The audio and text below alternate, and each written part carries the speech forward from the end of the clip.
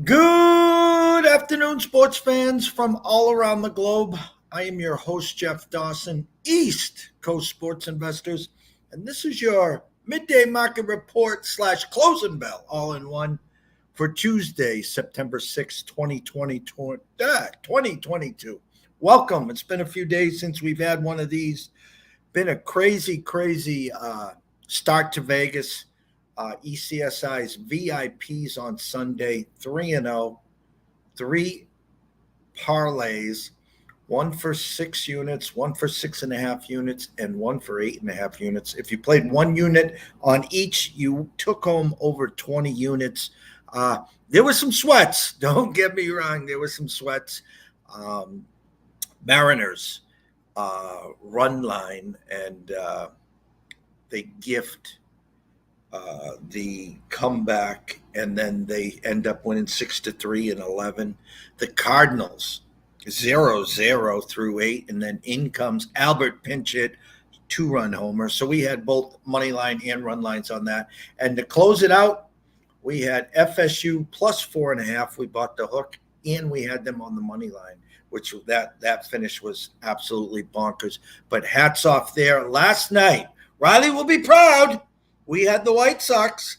We had the White Sox as our only play.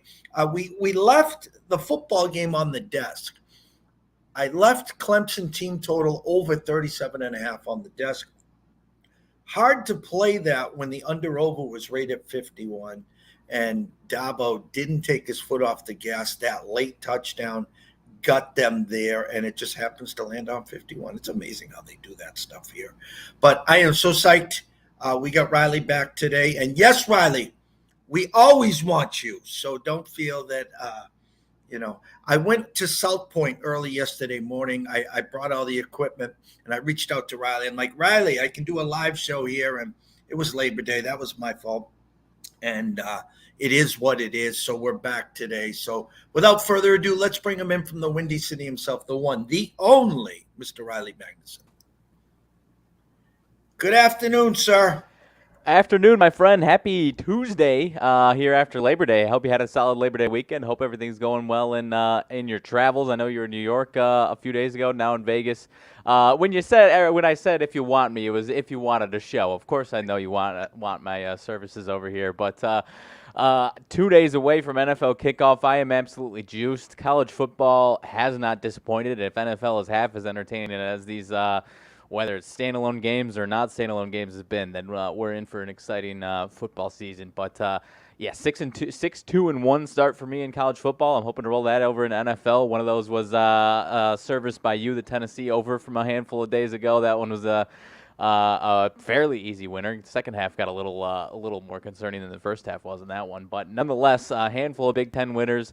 The ugly Iowa winner, 7-3, or South Dakota State cover, I should say. And then, yeah, last night, you left Clemson's team total over on the desk. I left Georgia Tech under on the desk, team total under 13.5 on the desk. I wish I would have had that one there. But, yeah, we've got a hell of a slate coming up. Obviously, baseball tonight. My White Sox are somehow back in business. Last time you had me on, I was close to planning the funeral. And you asked me, I think the one thing that I will say, it does feel different. You asked me, however, if the team was going to be in a win for Tony situation, and it doesn't. And I would still say no. I would still say that it's not a win for Tony situation. It is a win because the 77-year-old old curmudgeon is out of the dugout, and now we feel like we're back to our old selves again. That's what it does feel like right now. But nonetheless, yeah, we're getting some help from the Cleveland Guardians. That's obvious right now. But yeah, we've got. Getting at least one of these two out of Seattle the next 2 days is obviously going to be really important. So I'm interested to see what you're thinking tonight. Cueto versus Gilbert on the mound. But nonetheless, I'm ready to rock and roll today. How much more time you got in Vegas before we move on? I got the red eye on Saturday. So basically, I'm trying to get a late checkout Saturday morning, pack the bags, let them watch them here, go hit the Vegas Strip, have some work to do at the Bellagio, watch some of the games out there, and then just get back. I think I fly around 9:30, 10 o'clock at night. I land in Logan at 5 a.m. Sunday morning. Hope to be back to the Cape by 7. Decompress, and then I got to set 8 lineups for the fantasy football. Have a house full over, and hopefully I'm still awake by the third game. Yeah, that's usually yeah. If you can stay awake from that last one, then yeah, usually whether you're traveling or not, that's usually a nice feat. So yeah, I'm excited. I'm a football junkie as opposed to on top of all the other things that I'm in love with sports and sports gambling. So I cannot wait for this weekend. Can't wait for Thursday either. But yeah, we'll take it light in week one, but I'm sure we'll have some insights here throughout the week. But nonetheless, we can take this show wherever you'd like to, my friend. Well, I'm going to go back quickly to Sunday. I was sitting with a good friend of ours with his dad that had over 50 in the Florida State LSU game. And let's just say there was about a $15,000 swing. And he didn't flinch. I mean, a true professional. And going back to the 2nd and 1 from the one, the pitch and fumble. So right there, you would have got Florida State up by 14, and then you would have just hoped they allowed LSU to come down the field and score. Um, I basically said that was a Florida State box to wire. They were never not covering the 4 or 4.5. I thought everyone that was betting LSU wasn't betting the team. Obviously, they were betting the coach there. And I thought Florida State, for the most part, controlled that game. Now you switch over to yesterday, a Clemson team that we're all expecting to bounce back. Right. They were playing a tailor-made team, Georgia Tech. And again, the quarterback play wasn't the greatest, yet they managed to find a way not only to cover, it was right on that 23-24 number. They get the late touchdown. Assess LSU, assess Clemson. I mean, in other words, we know Clemson's D is back. We're worried about Yeah. the offense. So the 40-41 that they scored, I think, is kind of skewed. Very impressed with Florida State. Again, I don't want to say Brian Kelly is out of his element. Listen, he could have stayed at Notre Dame, got the top recruits, but not the 5-star recruits, and rode off into the sunset. He decided he wanted to step in with the big boys. Assess those two teams, the situations, and what you thought over the weekend. Yeah, I guess I'll start with Clemson, and I think the concerns are valid. The defense, for sure. I mean, they still looked solid at points last year, for sure. But now I think it's going to be a top 5 defense, if not top 3 defense. Put them in the company with Alabama and Georgia, and then maybe I would probably put those teams at top 3 over, unless I'm drawing a blank on somebody from what we've seen so far this short season, whether it's 1 game or 2 games between all these teams. But yeah, I mean, 41 points is very misleading if you are just looking at the box score. Through 90% of that first half, it was 7-0, or even for a large part 0-0. So there's still some absolutely huge question marks for this Clemson offense, whether they stay with DJ or go to Klubnik. I don't know. Honestly, I think you have to kick the tires on that, because the offense was just, for the most part, ineffective. And this isn't Georgia, as you made, tailor-made team for what should have been. If they put this up in the second half, you would not be surprised. You shouldn't have been surprised if they put up 70 if this team was all the way back on this Georgia Tech team. It's not a good Georgia Tech team. So still got some massive concerns there. Having said that, this is still an ACC conference that is, theirs for the taking, and so you could absolutely see them rolling right through this, the schedule in the ACC that they have, and being right there at the end of things, and then probably getting their ass kicked by one of these Alabama, Georgia, Ohio State, or one of these teams. And obviously Ohio State we can mention as far as not reaching our expectations that we thought, but it's still really concerning for that Clemson offense. And then as far as LSU, I think in the long run, Brian Kelly is probably going to do all right at LSU and might even be very, very successful there. But, I think it's a roster. It was kind of the type of game that they played over the last couple of seasons under Coach O. And, maybe it's going to take a little bit to kind of get that, I don't want to say losing stink off of them, because they obviously weren't a dumpster fire team by no means. But I think it's going to take maybe a few weeks of still some more more game action to get themselves out of where they were the last 2 years. So I think we'll see much better success this season for LSU, but it might take a few weeks. So, and at the same time, obviously, Florida State has had a tough transition. So maybe this is them turning that corner, and maybe we're not giving them enough credit. I don't know. But, I'm not planning any championship parades here for LSU this year, that's for sure. In the long run, I think he'll be fine. But, yeah, it was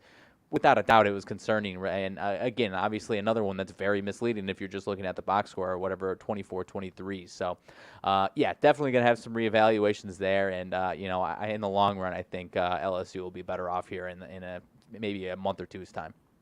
And I'll take it one step back to Saturday. For me, again, Georgia was Georgia. Like, holy shit. I mean, listen, a lot of people I know, very well respected, were grabbing the 17 and a half, and Oregon just had no shot. Maybe the fact that the head coach was working with Georgia last year on the defensive end. And then you take the Ohio State Notre Dame game. All our expectations around these lanes was this high-powered octane offense of Ohio State that just didn't click, and a new head coach at Ohio State that took the 17.5-point underdog role to the field. They played their asses off. Thoughts on Georgia? Do we just say Georgia or Alabama? SEC title, undefeated. Whoever loses gets the 4 seed, and we'll see her in the finals. And then the Ohio State team, take more of a win from the Notre Dame side, or just Ohio State was, hey, they won. That's kind of where I'm at, because I still feel like over the course of the season, even we talked about it when we were breaking down this Ohio State game. They had the early struggle last season. I think it was in week 2 or their second game, whatever it was, where they get the loss at home. And so maybe you chalk this up to a similar situation, and obviously now if they get through the Big Ten, they'll be undefeated again. I do still expect them to be undefeated at the end of this thing, but yeah, you're right. I obviously was talking about a 50 burger for Ohio State in that game, so it was massively disappointing for me. And the same token, yeah, definitely, if you're a Notre Dame fan, that was certainly something that gives you a lot of optimism. As far as, that could have been really, really ugly on paper before that game actually started. So I think if you're Notre Dame, you're feeling pretty good about yourself. You're looking at your schedule, and obviously a Clemson team is probably the toughest game on their schedule. But, if Clemson's not where they were 2-3 years ago, then that's going to be a really winnable game, and Notre Dame can do a lot of damage on this schedule. So, Ohio State, yeah, long story short, I think Ohio State's going to be fine. I think really, I don't want to have my tune changed after one game, but Georgia was so much more impressive. And I obviously, Ohio State's going to have a lot of things to fix if they're going to beat either of those defenses, Alabama or Georgia, the way those two teams played. Because Georgia, how many guys did they lose in the first round of the NFL draft, let alone overall? And they, if they were, far and away the best defense last year, they're certainly top 3, like we were saying. I'd put them top 2 for sure, and maybe a contender for top 1. Alabama's defense, got to give them credit. It looked awesome again. You've obviously been talking about a bounce, or what Alabama would consider a bounce back year, and that defense is going to be what leads it. So, yeah, those teams looked really, really good, and yeah, I think Notre Dame's going to have some optimism, and I think Ohio State will figure themselves out here and be a lot more efficient offensively and on both sides of the ball, honestly. But maybe that'll be the toughest schedule toughest test that they have up until the college football playoff. It's very, very possible that that's the toughest test they have here in Notre Dame, unless Michigan, obviously, at the end of the season is, looking anywhere like they were last year. So,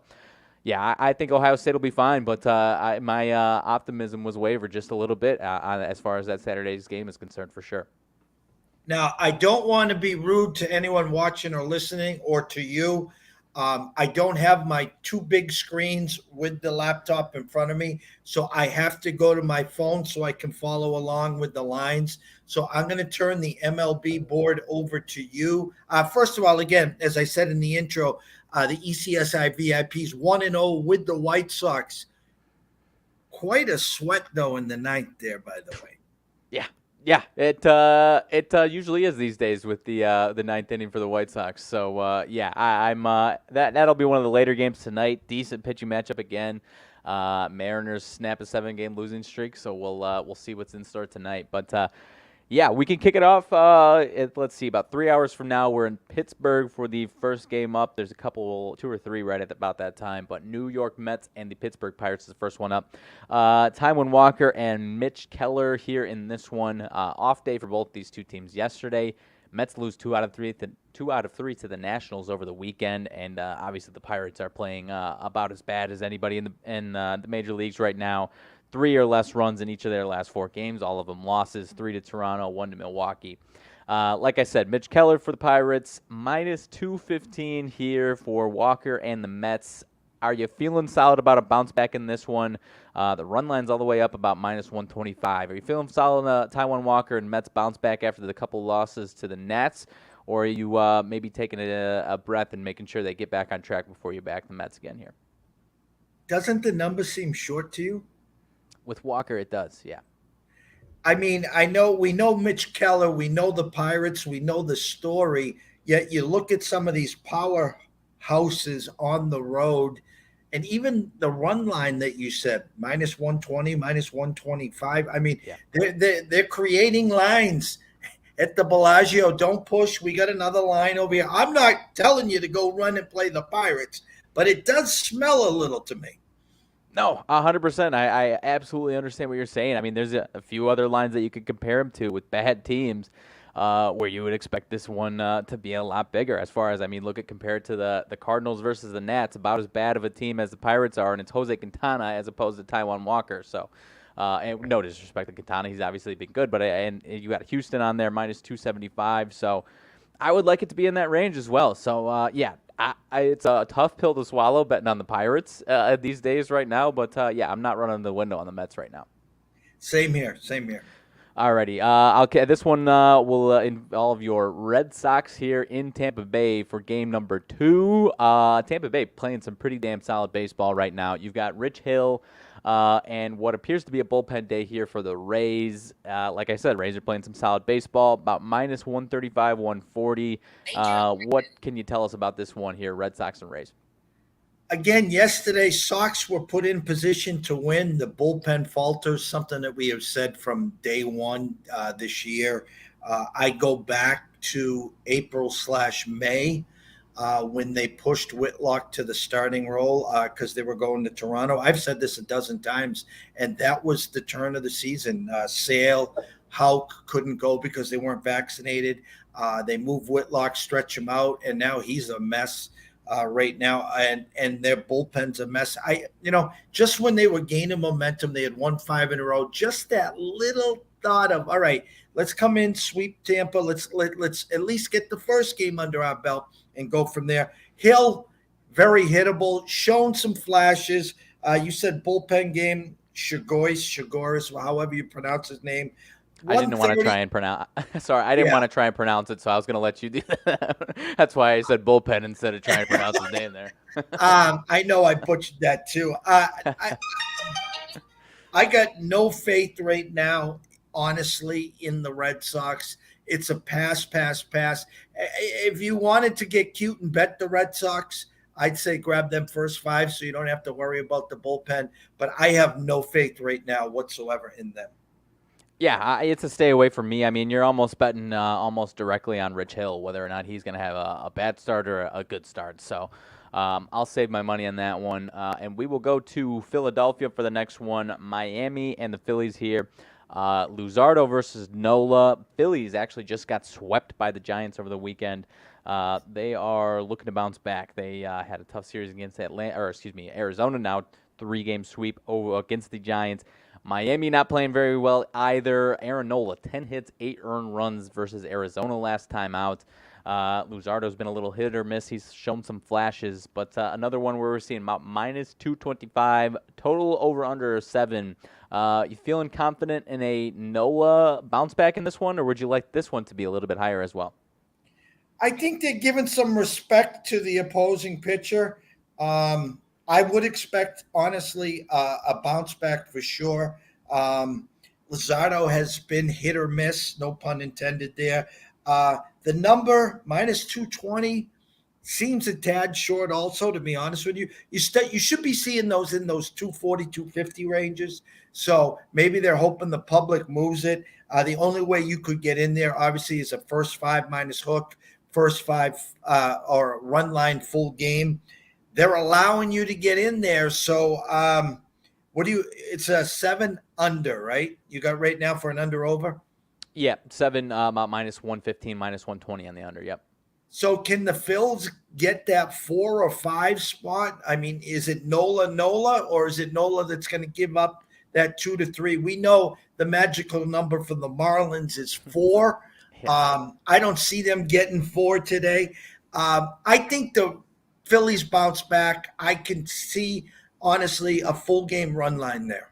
Okay. No, I'm with you. I mean, the Marlins exactly 1 run in each of the last 4 games scored. So if you get a bounce back from Nola, you have to imagine he's holding them to 2 or less. So yeah, I think that only hesitation would be maybe Luzardo's also got a really nice start in him, but it's definitely a safer bet that you can expect a really nice bounce back from Nola. So I think we're on the same page there. Going to an important one in my neck of the woods, not the White Sox, but the Twins and the Yankees. The Twins, second place, 1 game behind the Cleveland Guardians, 1 game ahead of the White Sox. They are in New York for the Yankees, who the Twins do not have a ton of success. Do not have a ton of success going to the Yankees. Yankees have obviously over the last 20 years or so dominated them. For the most part, it's Joe Ryan versus Garrett Cole tonight. Cole's been solid his last 2. Ryan, 8 hits, 5 earned versus the Red Sox last time out. And we're seeing about minus 195, 200 in favor of the Yankees. You think that one's fair, or is there something else to see in this one here in New York? I had it over to the opening lines. I have the Dawn Best on my app, and I have to be moving it. An opening number of 184, 185, 186. Again, a short number. Why? Because the public's going to take it. You can guarantee Garrett Cole minus a half run, first 5. Garrett Cole minus a run and a half, full game. An under over of only 6.5. And we know Ryan has shown some flashes of giving up a lot of runs.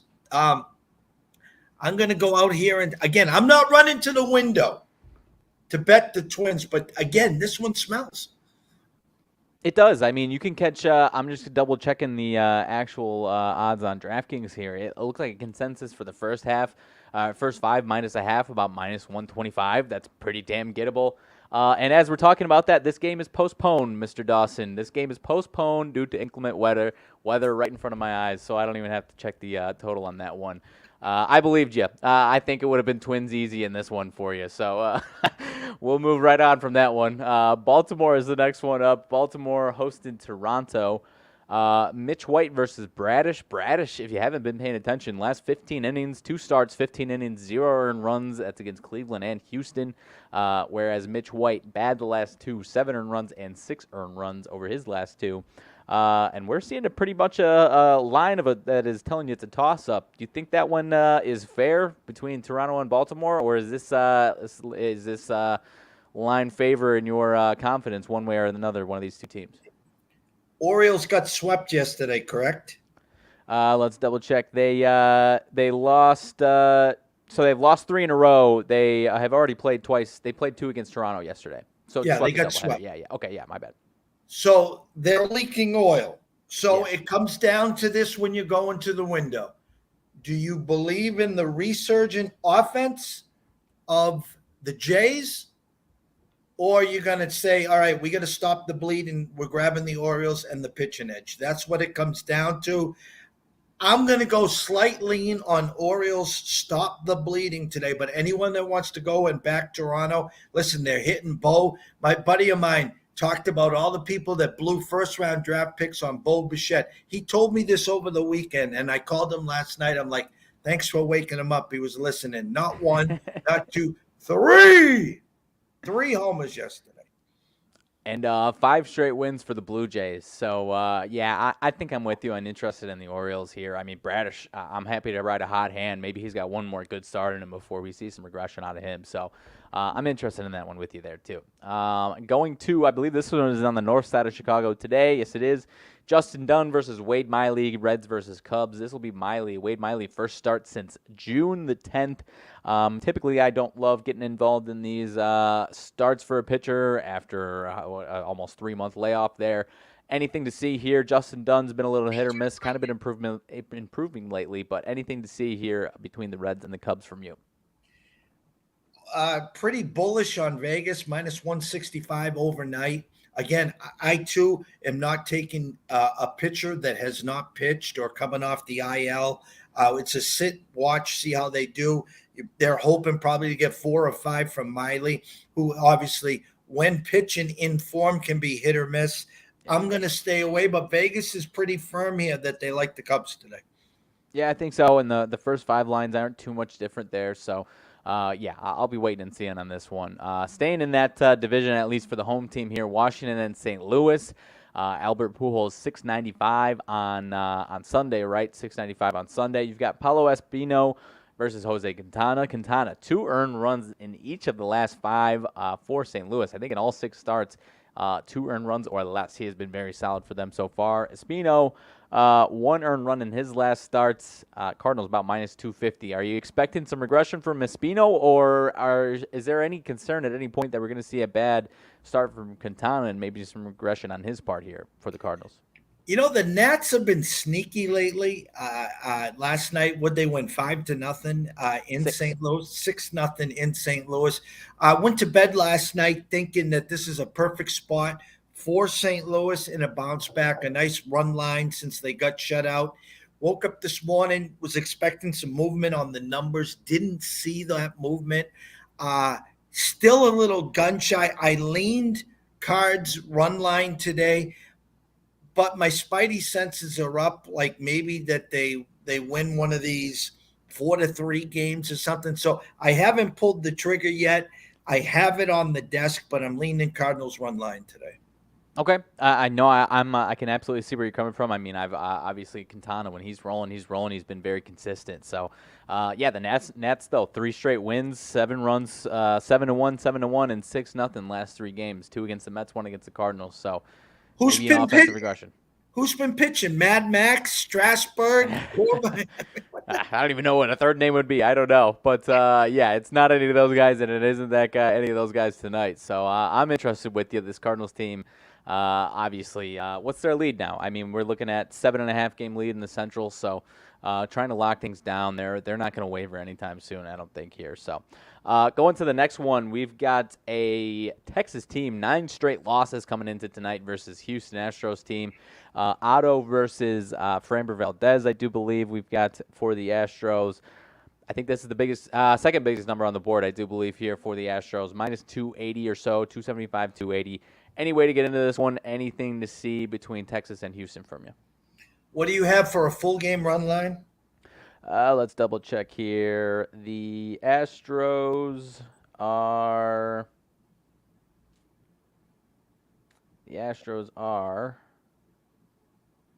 minus 120 on the run line. Wow. Is today going to be the dog day or what now? They're just begging people to run to the window.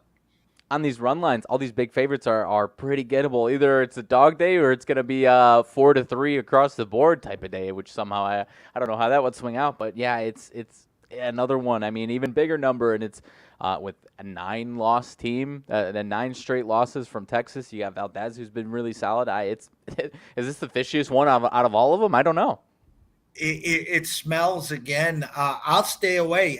We'll have our show tomorrow, and we're going to recap all this, and it's going to be interesting how these play out, because I think Vegas is hoping to be building some new casinos by the end of today.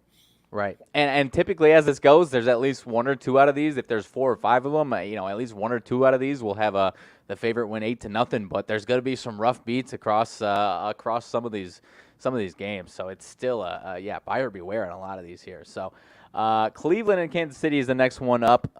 Maybe in that same category, you've got Shane Bieber up against Bubich here. Cleveland and Kansas City.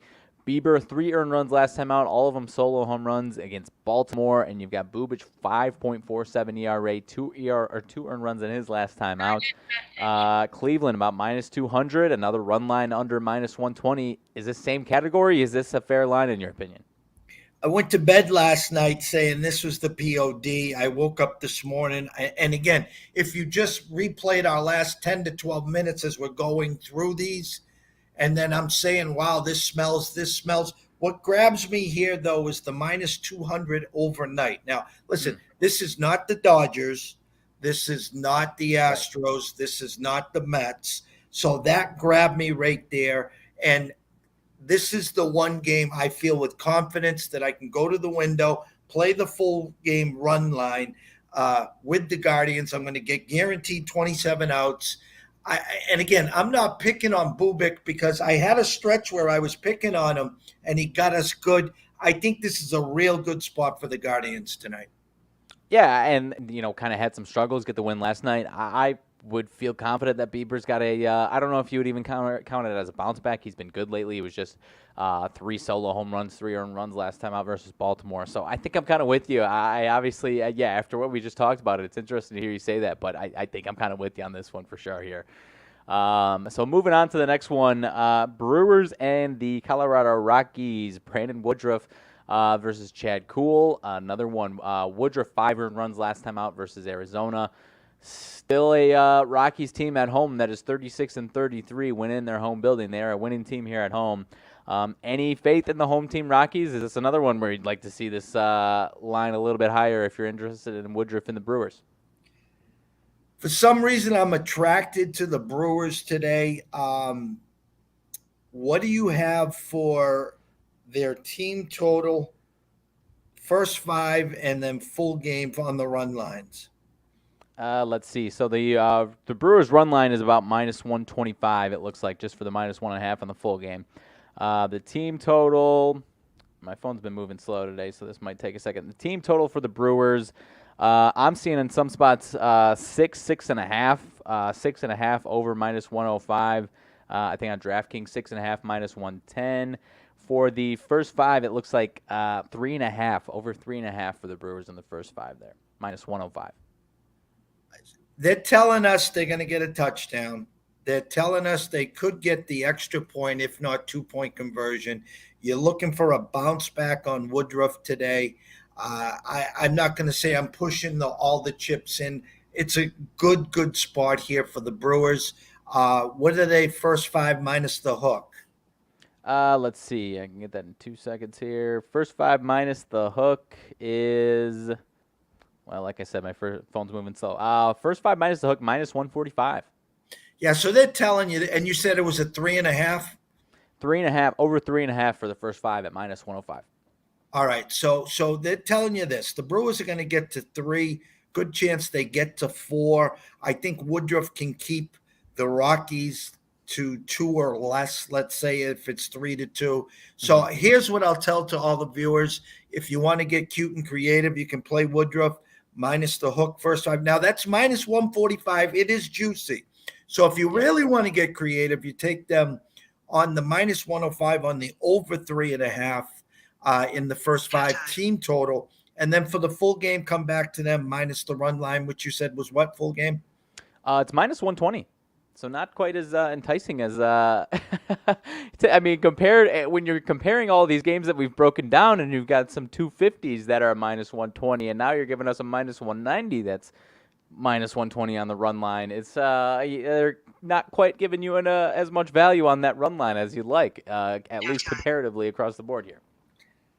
Woodruff first 5 minus the hook. Milwaukee over 3.5 first 5. And what was the full game, 6? 6.5 on DraftKings here. I think there are some books that you can get probably a flat 6. Am I getting plus money on the 6.5? No, you are not. Minus 110 over here. Holy shit! All right, so I'll wrap it up this way. If you want to go for the juice, Brewers minus 0.5, minus the 145. Brewers over 3.5, first 5 minus 105. Brewers over 6.5, minus 105. Shop around. And if you want to add for the superfecta, the run and a half. It sounds like Devin Williams is going to come in and give up a 2-run homer, and the final score is going to be 7-5 or something. Yeah. Nope, I'm with you on that one. We didn't mention full game total is at 11 here. The over, it looks like minus 115, minus 120 on there. So, yeah, I think it's a good spot there. That Woodruff bounce back and maybe Chad Poole giving up a handful here to start things off. So, going to a bit of an uglier game, all things considered here. Detroit and LA Angels, Rodriguez versus Mayers. Mayers 5 earned runs last time out versus the Yanks. Rodriguez 5 earned runs last time out versus Seattle. Neither of these guys have been very good. Total only at 8.5 though. That is a little a little particular there, given the track records of these two guys. Anything to make out of these games here? Detroit has not been playing well. Angels a little bit more hit or miss the last week or so. But anything to make out of Detroit and Angels here? Well, I think that the Angels were like minus 170, 175, 180 yesterday. They won 10-0 or something.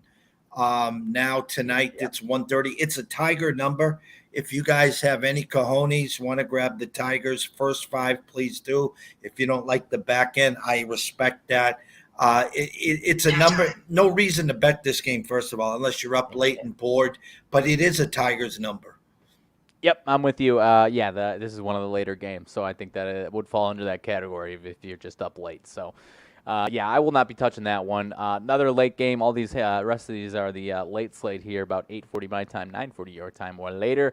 Atlanta and Oakland is the next one up here. Atlanta making some serious ground on the New York Mets in the NL East. You've got Kyle Wright versus Cole Irvin here for the A's. Irvin 9 hits, 5 earned runs last time out. Meanwhile, Kyle Wright obviously has been very good, 17-5 record, 0 earned runs in each of his last 2 starts. And the Braves have won 5 in a row. Are you riding the train if you've been on it, or is there maybe some value on the A's at any point here in this series? We had some success with Irvin for a while. Hits the skids on his last start. Here's the problem with Oakland. They don't score enough runs to compete against the Braves that are going to keep coming and who are rolling right now. Now, it's an under-over of 8. So my guess is that you probably have a team total for Atlanta of 4.5 over, I would guess. And run line, they got to be curious what your numbers are saying. Yeah, it looks like you were spot over 4.5, minus 120 or even minus 130 on DraftKings, I think it is. Let's see if we can get the first 5 there just for reference. Over 2.5, you can get plus money, it does look like, though. So it kind of is like you're saying. It may be a nice Cole Irvin start, but the A's probably not anything special. Their their team total over 2.5, minus 135 for the Oakland A's there. So they're kind of telling you that they think they get to 3. This could be 4-3 written all over it. It's an under-over of, what'd you say, 8? Yep, 8, and the under is minus 115 there on the 8. And what do you have for Braves full game run line? The full game run line minus 130 for the Braves on DraftKings there, but I think that might be the better price. That might be the best price though. I saw 140 also. Yeah, I mean, if you're going to play the Braves today, I think you want to take this game long in case you get the good start from Irvin. So I'm okay with the Braves full game run line minus the 130. Just be careful. This is setting up for that 4-3, but is it going to be a 5-3? Because they're kind of baiting you thinking that Oakland gets to 3, which is kind of leery that you could see some right regression tonight. Yeah, no, I think so. And I mean, if you want to go, if you're looking for the plus money, it's all your main option there. Obviously, other than taking the A's, is the first 5 run totals there over. So it's a tricky one for sure there. So and obviously, Wright, like we said, has been fantastic. So it's interesting to see that the A's might be able to put up some runs on him here. So. Moving on, 3 left on the slate, 2 in the NL, 1 in my neck of the woods for the White Sox. But we'll go to San Diego, Arizona, and San Diego. Merrill Kelly versus Joe Musgrove. Kelly 0 earned runs last time out versus Milwaukee. And Arizona, if you haven't been paying attention, is one of the quietly hotter teams in baseball right now, 65-69. I'm not sure what their metric is what they were before. I know they're 8 out of the last 10 at the very least. But anyway, to get into this one here, minus 165 for the Padres. Is that a Padres number or close to a Diamondbacks number, you think? I hate to say it. To me, it looks like an Arizona number. Musgrove, one of the better pitchers for San Diego. My buddy Craig out in San Diego last night yelling and screaming they can't score at home anymore. And this Arizona team, again, this happens every late August and September. The teams that have struggled all season get hot. The Tigers last year. Look at Arizona now. And listen, a small piece of the Nats. I'm not saying they're running off 10, 12 in a row, but they're playing. It's almost like they can see the finish line. We got a month to go. We're going to be golfing soon. We're going to be at the Caribbean. So why not go out and play hard for the last month? You didn't the first 4 months or 5 months, but we're going to finish strong. So listen, if you're a Padre backer, you got a great price here to grab them minus the hook first 5, the full game run line. It's a little too steep for me in that minus 155. You're treading water, but I think on paper, it's a Diamondback number. Okay. No, I think I'm with you. It's interesting. Always interested to see these splits. Minus 120 on the first 5, minus a half for the Padres, minus 110 for the Diamondbacks at the minus 110. So they're not giving you exactly the most fair number there for the two splits there. But the team total for the Diamondbacks over 3.5 at plus 120. Padres over 3.5, minus 140 there.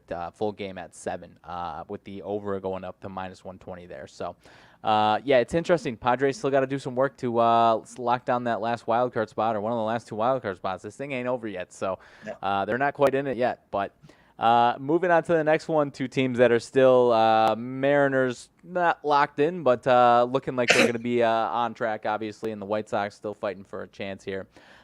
This one is in Seattle again tonight, game 2 of the series. Sox win last night, snapped 7-game win streak for the Mariners. Cueto versus Gilbert here. Gilbert 0 earned runs last time out versus Detroit. Cueto 1 earned run versus Kansas City following a bad start finally from him, the start before that. But as I mentioned, Seattle 7-game win streak snapped. Is this your situation with the 7-game win streak and now snap and then we get 2 in a row? Is that the spot we're at today with the Mariners?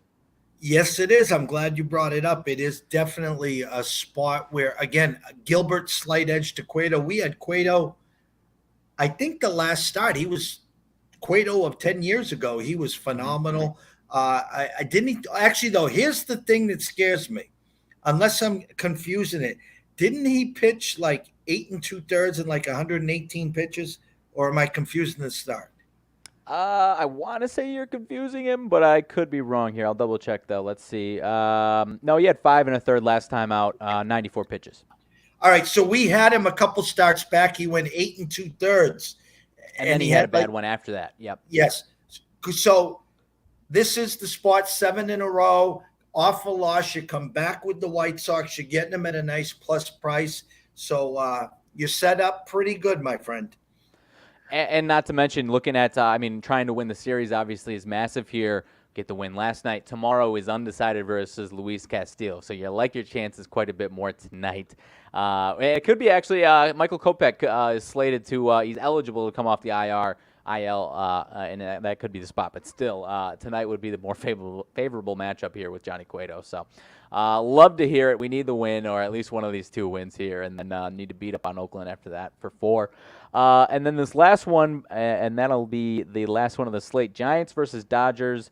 On one of my apps, I saw a listed starter for the Giants of Rogers. And other ones I'm seeing undecided versus Anderson. Are you seeing anyone for the Giants? Is it Rogers, or are you seeing undecided? I'm seeing undecided. Okay, but as I'm seeing now, it's still a line of about the biggest line on the board, I do believe, about minus 325. Anything to see here, or is it too tricky with the undecided right now? I can't even think of a name to throw out for San Fran. I was going to say Bumgarner coming back to, pitch on an off day. Listen, this was a great rivalry last year. I have no idea. The Giants are playing a little better, by the way, of late. Yeah. A little too late it is. Let the Dodgers be the Dodgers tonight. Anderson coming off a bad outing. I think it was solid. I'll double check here in a second. I didn't write that down. Let me. I got him right in front of me here.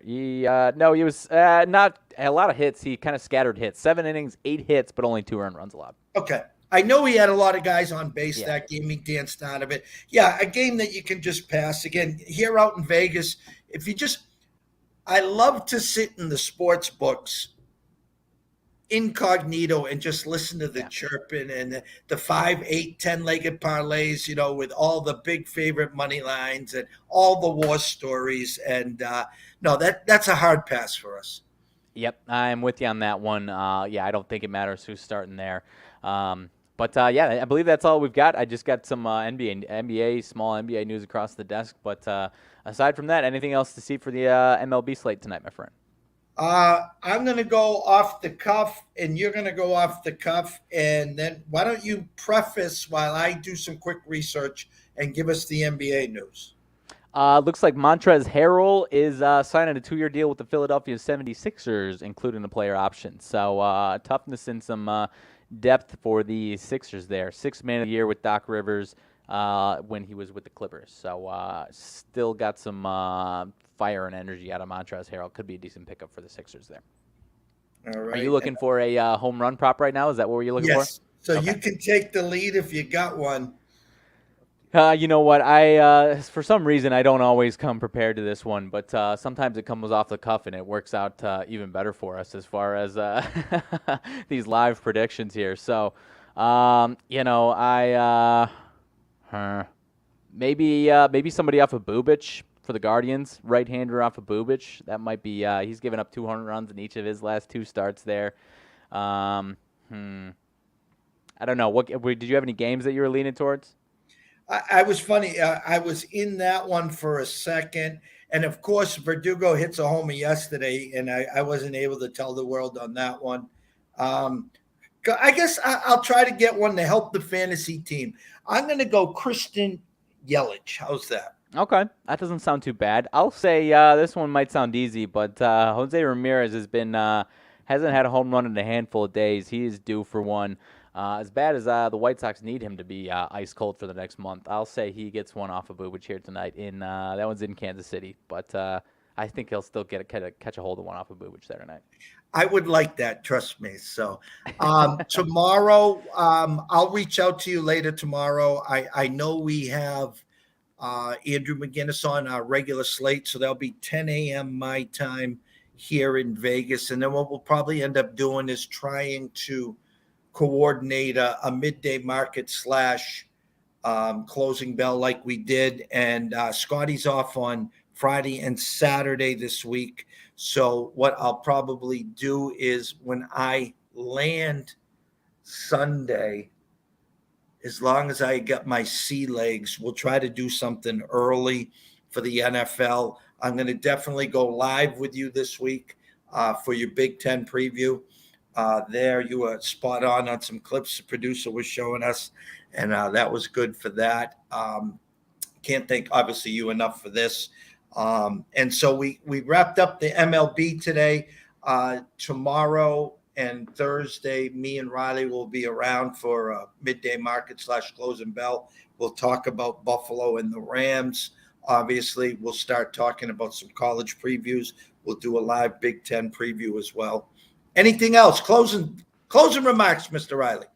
Hey, I mean, I'm just holding out hope for the White Sox here. As much as I'm trying to pump the brakes on optimism because I feel like it's Groundhog's Day, I'm still holding out some hope here. So, yeah. But as far as closing thoughts, I guess I'll go with NFL Week 1. As excited as everybody is, including myself, I'm gonna have wall-to-wall TVs, Friday through Sunday, whether it's college football, or I guess I should say Thursday through Sunday, whether it's college or NFL. But yeah, it's easy to, again, I mean, we said it for college football, and it's, I would say, even more potentially glaring in NFL as far as getting into some of these trap spots with some of these lovable favorites. And there's a lot of big favorites, or what you would expect to be big favorites, that are 7 points or less spreads that look pretty damn enticing, but a handful of them are going to fall flat on their face. So, yeah, if you don't hear us and don't get a chance to listen to us NFL throughout the week, or Jeff and whoever else you have on your show this week, definitely tread lightly on the NFL. As fun as it's going to be, there's going to be some quicksands, and that goes for obviously the entire season. But yeah, weeks 2 and 3 are some of my most aggressive favorite weeks as far as the overreactions from week 1, where we get some of these giant, unexpected stuff, and then people think that's exactly what's going to happen the rest of the way. So I like to go take it light, maybe only take a couple small swings on week 1, and then I like to dive way the hell in on some overreactions. Fading overreactions or whatnot in weeks 2 and 3. So tread lightly on the NFL and everywhere else. But yeah, football is here, and I'm absolutely juiced. I can't wait for the rest of the year here. For me, my closing thoughts, the 2 single games, Thursday night, Buffalo and the Rams, as everyone knows here, I trust and respect the opening numbers. This was a Super Bowl champ Ram team that was 1.5 point favorites. They opened that number immediately. In comes Buffalo to a pick to -1. Then the elbow situation with Stafford has pushed this up to 2.5. So I know the buzz will be about the Bills Mafia. If you ask someone what they remember most about the NFL season last year, I think you'll get more people talking about the last minute of the Kansas City Buffalo game versus the last quarter of the Bengals and Rams Super Bowl. So I think you're buying the sizzle with Buffalo, who I got going to the Super Bowl and winning the Super Bowl. But right. I think this week you might just want to pump those brakes a little. Then I go to the Sunday night game where, as bad as the Patriots have looked, and the reason I'm bringing up the Patriots is this, is nothing but negativity, right? Now you bring over the Bucs. The Bucs, where Tom had to take a 10-day vacation with Giselle just to cool her jets, who she still takes the kids and goes to Costa Rica or wherever. A game that they opened last year at home against Dallas, didn't cover it, but won the game. Yeah. And now what really gets me, though, how Vegas has got the Bucs favored by 1.5 at Dallas. So as much as my point here is this, is I think the Rams are probably the play on Thursday, and it kills me to say this. I think the Bucs are the play on Sunday, even though I'm going to be rooting on Dallas there, number one. Number two, I watched Colorado and TCU when I was in New York City. TCU had some players where their speed was off the charts, okay? But when I looked at the opening numbers, how in holy hell is Air Force 17-point favorites over Colorado? Honestly, I have no idea. I think it'll be a question we'll have to answer in a couple days here. But I don't have an explanation for you on that one. I really don't. So my point to everyone here is shop around. If you can get Air Force -16 in a hook, book it now. When a number like that opens up, and I'm like, I said, did someone put the 1 up there by accident? Is it 17 points against Colorado? So Air Force -16.5. That's my Saturday play for you guys. So for myself, Jeff Dawson at EC Sports Invest, from the one and only Riley Magnuson at Riley_Magnuson01. We wish everyone a great afternoon and evening. Tread lightly. Football is here to stay for 20 weeks plus.